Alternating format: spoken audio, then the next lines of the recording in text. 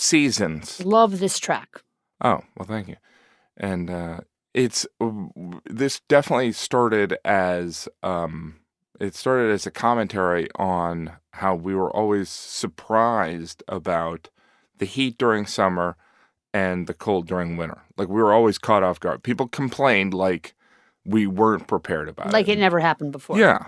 And so that inspired some of it. And then so it was building around winter and summer. There were separate jokes about summer, but the winter, it became very apparent that I really couldn't talk about winter without addressing, I think, kind of like the Midwestern American view.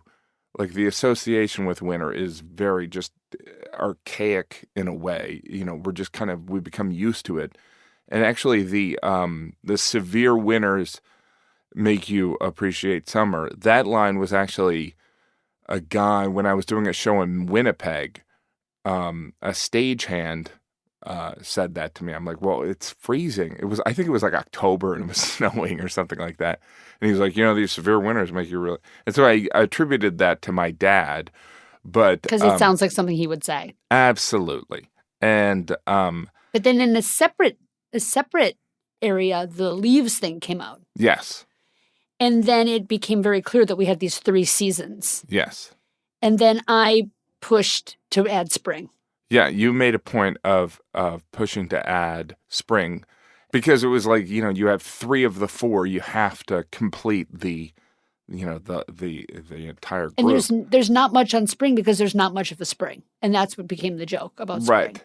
And I would also say that, on the winter thing, when we were talking about Midwesterners, we had a joke that you came up with, which was great, that we had to cut, which was about how it morphed into a different version. Oh, I'm still angry about this. Which was about how people were tricked to move to the Midwest. Right. So we have the bit now about the con artists trying to Yes. get people to settle in the Midwest instead Yes. of going actually west. Yes. And calling it the Midwest and the Great Lakes. Yeah.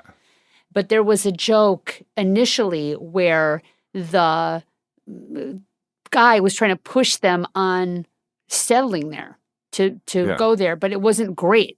So the people were kind of lazy. So what I had proposed that we were going to say was, okay, that's why they're called settlers. Because they're like, yeah, it's not great, but I'll settle for it. Yeah, I have to trick and treat in my snow pants. Yeah, all right. I'll settle. I'll settle with it. But you want to settle with me? We could be settlers together. Yeah, we'll just settle for it. But then... And it was great. All of a sudden, 3 months after we've been performing this, you go ahead, Jim.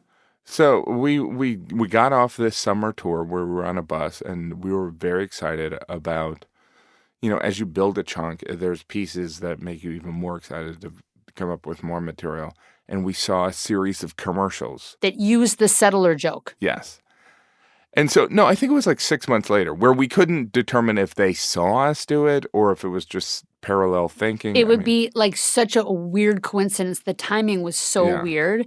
But they went to the next level where people were dressed like settlers and they were we're just going to settle. And it was the exact same joke. So we had to cut our joke because it looked like we were being derivative when actually it was our original idea before this commercial even came out. So that's one of the casualties of this special. Yes. And then what I would also say is that the foliage, and I'm about to get to it on the next track, which Mary Had a Little Lamb, but the foliage in the Northeast, particularly in Western Massachusetts, is so stunning, or in Vermont. It's so beautiful. You kind of get it. It's like when you go to Paris and you see how beautiful Paris is, you're like, oh, maybe I understand some of their arrogance. And so, the foliage thing in Western Massachusetts, you realize what beauty it is. You realize why someone would drive. But, so I understood the appreciation for it after I had established some of these jokes about foliage, about the fact that we're just enjoying the death of a leaf. Yeah, and also the fact that it's as if we did anything to create it. Yes. The pride people take in it.